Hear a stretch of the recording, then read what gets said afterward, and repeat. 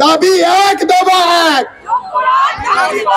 দাবি এক দফা এক, দাবি এক দফা এক, যোগ্যরা বহাল থাক, দাবি এক দফা এক, দাবি এক দফা এক, দাবি এক দফা এক।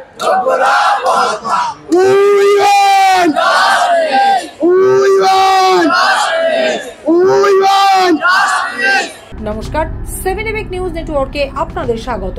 গত 7ই এপ্রিল এক ঐতিহাসিক রায়ে রাজ্যের 25,753 জন শিক্ষকের চাকরি বাতিল করে দিল সুপ্রিম কোর্ট। আর তারপর থেকেই রাজ্যের পরিস্থিতি ক্রমশ উত্তাল হয়ে উঠছে। মুখ্যমন্ত্রীর সাথে চাকরিহারা শিক্ষকদের সভা, ডিআই অফিসে গিয়ে পুলিশের লাঠি দুটোই জুটেছে চাকরিহারা শিক্ষকদের পিঠে। সব মিলিয়ে আরজিকর কাণ্ডের পর ফের একবার অগ্নিগর্ভ রাজ্যের পরিস্থিতি। আজ সকাল থেকেই যোগ্য শিক্ষক শিক্ষিকা অধিকার মঞ্চের ডাকে চাকরিহারা শিক্ষকেরা জমায়েত হন বিধাননগরের এসএসসি দপ্তরের সামনে। তবে তার আগে থেকেই বিশাল পুলিশ বাহিনীর উপস্থিতি এলাকায় অতিরিক্ত উত্তেজনার আভাস দিচ্ছিল। যদিও হাজার হাজার চাকরি হারানোর যোগ্য শিক্ষক শিক্ষিকাদের জমায়েতে তাদের দাবির সমর্থনে স্লোগান ছাড়া আর কোনো উত্তেজনার খবর পাওয়া যায়নি।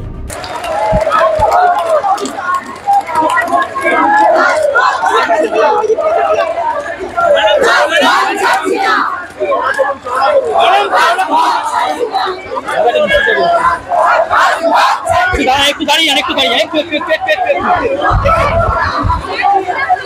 একটু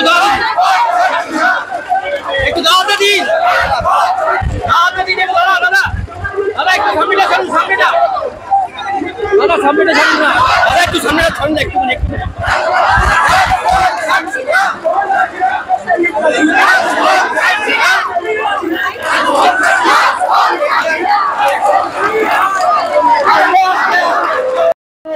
বক্তব্য থাকবে, দাবিপত্র থাকবে, তারা যাবে, সমস্ত বিষয়ে আমরা আলোচনা করব এবং তারপরে এই মিটিং হলে আমাদের যে দাবিগুলো আছে সেগুলো কতক্ষণের মধ্যে পূরণ হবে, পূরণ হলে তারপরে আমরা এখান থেকে যাব বা নির্দিষ্ট কোনো পরিকল্পনা করে বিষয় দেখালে সেই বিষয়টাতে আমরা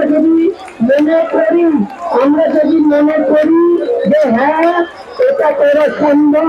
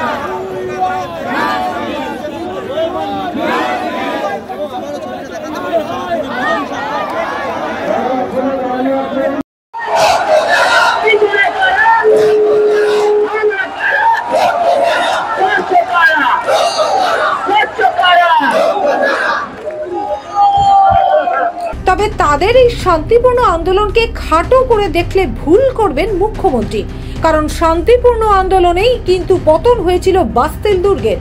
মন্তব্য এক চাকরিহারা শিক্ষক সুমন বিশ্বাসের। আমি মমতা বন্দ্যোপাধ্যায় আমাদের মুখ্যমন্ত্রীকে বলছি, তাকে আসতে বলুন, যোগ্যদের বাঁচানো। এই মানুষের জনরোষ খেপাবেন না। এই জনরোষে বাস্তিল দুর্গ ঘুরে গেছে, নবান্ন তো কোন ছাড়, জনরোষে ঘুরে যাবে আপনার ওই দুর্নীতির সংসার।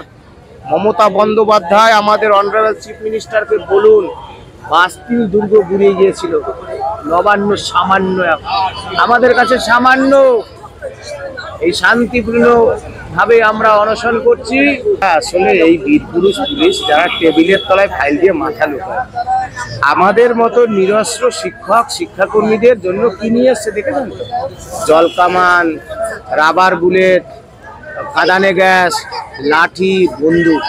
চালাও গুলি। মমতা বন্দ্যোপাধ্যায়, আপনার সাহস থাকলে আপনাকে আমরা বলছি, আপনি গুলি চালিয়ে দিন। বসে আছে, আপনাকে আমরা বলছি আপনি গুলি চালিয়ে দিন, আপনার সাহস থাকলে। মানুষের কণ্ঠস্বরকে, যোগ্য চাকরিহারাদের কণ্ঠস্বরকে স্তব্ধ করার চেষ্টা করছেন। আপনি পারবেন না, আপনি ব্যর্থ হবেন। আসুন ইগো ছেড়ে আসুন আমাদের, আপনাকে সাদরে গ্রহণ করবো। চিফ মিনিস্টার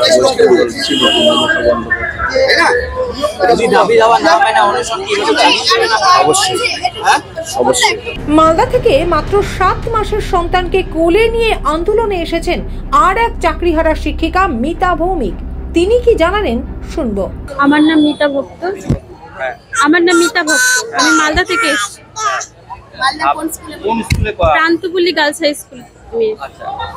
আপনারা কি 2016 প্যানেলে? হ্যাঁ।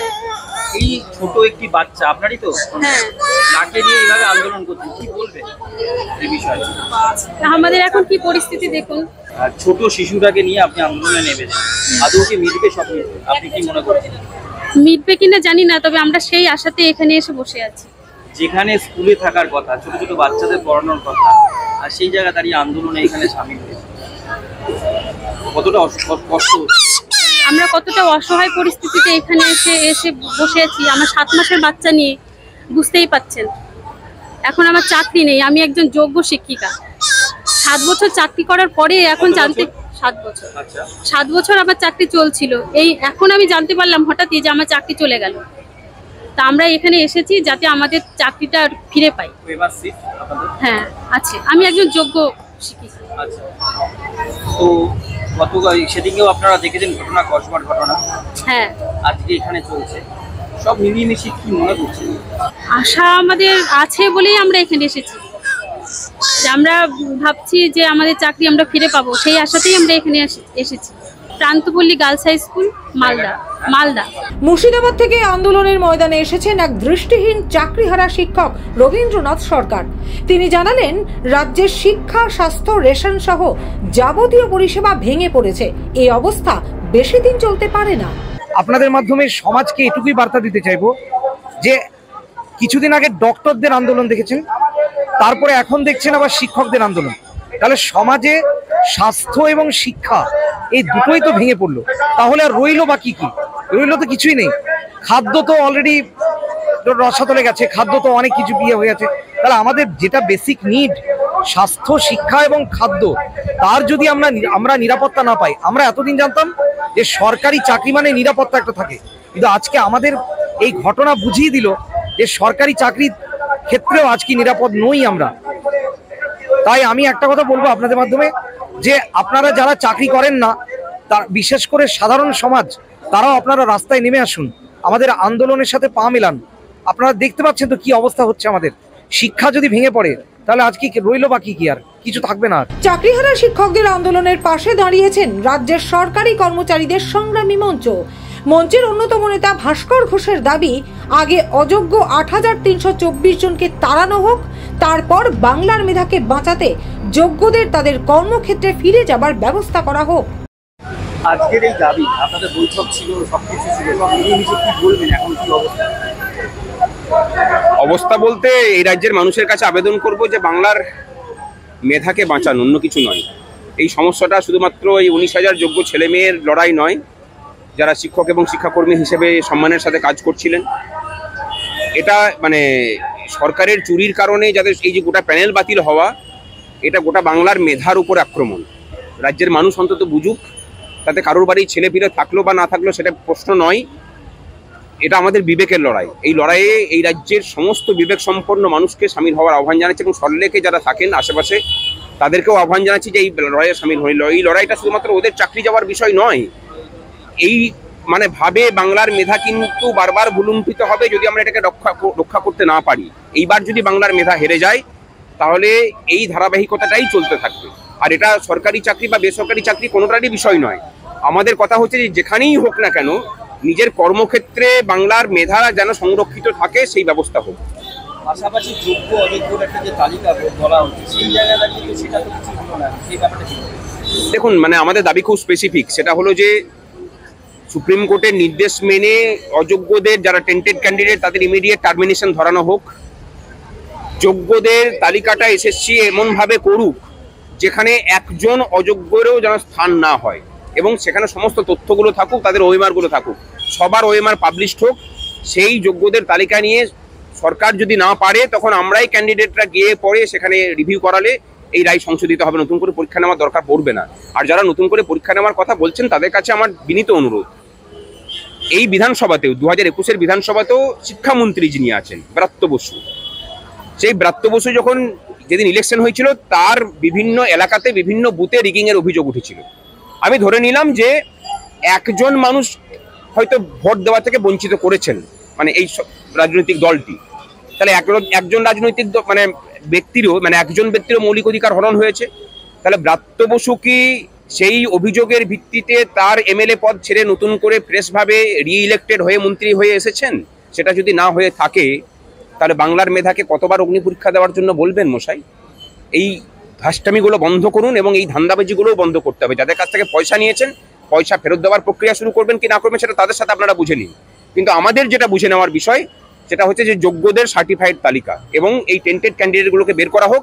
সেই যে শূন্যস্থান হবে সেই শূন্যস্থানে যোগ্য ওয়েটিং দিকে সেখানে স্থান দেওয়া হোক, কারণ তারাও বঞ্চিত। বিধাননগর থেকে শ্যামল পালের রিপোর্ট, 7 এবেক নিউজ নেটওয়ার্ক। আরো বিভিন্ন খবরের আপডেট জানতে হলে অবশ্যই সাবস্ক্রাইব করুন 7 এবেক নিউজ নেটওয়ার্ক চ্যানেলটি, কারণ আপনাদের একটা সাবস্ক্রিপশন আমাদের কাছে অত্যন্ত মূল্যবান। পাশাপাশি অবশ্যই ফলো করুন আমাদের হোয়াটসঅ্যাপ চ্যানেলটিও। জয় হিন্দ।